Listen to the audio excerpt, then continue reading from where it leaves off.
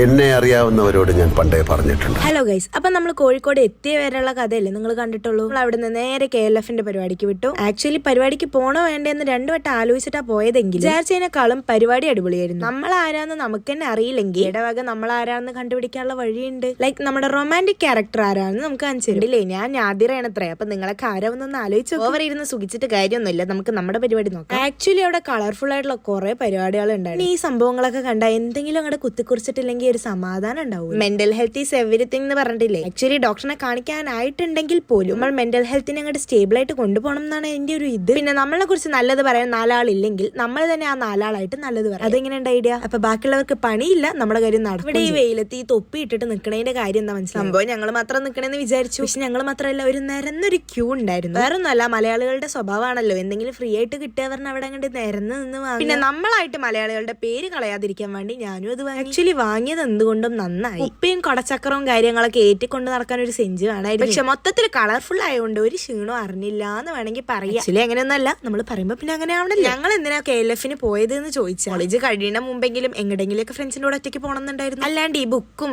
ഈ ആർട്ടും അതൊന്നും എനിക്ക് പറഞ്ഞതല്ല. ആക്ച്വലി ഞാനൊരു BA ഇംഗ്ലീഷ് സ്റ്റുഡന്റ് ആണെങ്കിലും ഞാനും ഈ ഓതേഴ്സും തമ്മിൽ അങ്ങനെ അത്ര സ്വരച്ചേർച്ചയിലല്ല എന്ന് വേണമെങ്കിൽ പറയാം. ഇംഗ്ലീഷ് എടുത്തിട്ട് ഒരു ബുക്ക് പോലും നേരവണ്ണം വായിച്ചു തീർക്കാത്ത എന്നെ പോലെ ആരെങ്കിലും ഉണ്ടെങ്കിൽ ഒന്ന് കമന്റ് ചെയ്യണം. ഞാൻ സുനിത വില്യംസിനെ മാത്രം കാണാൻ വേണ്ടി പോയത്. സുനിത വില്യംസിനെ മാത്രം കാണാൻ പോയ ഞാൻ കുറെ ജനങ്ങളുടെ കാരണം അത്രയും തിരക്കായിരുന്നു. ഇങ്ങനെയൊക്കെയോ കുത്തിത്തിരക്കി ഫ്രണ്ട് കയറി ഇരുന്നുകൊണ്ട് സുനിത വില്യംസിനെ അടുത്തുനിന്ന് കാണാൻ പറ്റും. പിന്നെ അടിപൊളി പാട്ടുകളും കൺസേർട്ടുകളും കാര്യങ്ങളൊക്കെ ഉണ്ടായിരുന്നു. എന്തായാലും നല്ല രീതിക്ക് എൻജോയ് ചെയ്തു. പക്ഷെ നല്ല തിരക്കായിരുന്നു. ലാസ്റ്റ് ഡേ ആയതുകൊണ്ട് മാത്രമല്ല, പോലെ ഇങ്ങനെ മുങ്ങി നടക്കാൻ വേണ്ടിയിട്ട് വരുന്നവരും ഉണ്ടാവുമല്ലോ. അപ്പൊ എന്നെ പോലെ മുങ്ങി നടക്കാൻ വേണ്ടി KLF-ന് വന്ന എത്ര പേരുണ്ടെന്നൊന്ന് കമന്റ് ചെയ്യുക. അതുപോലെ ഫോളോ ചെയ്ത് കൂടെ കൂടിക്കോളൂ.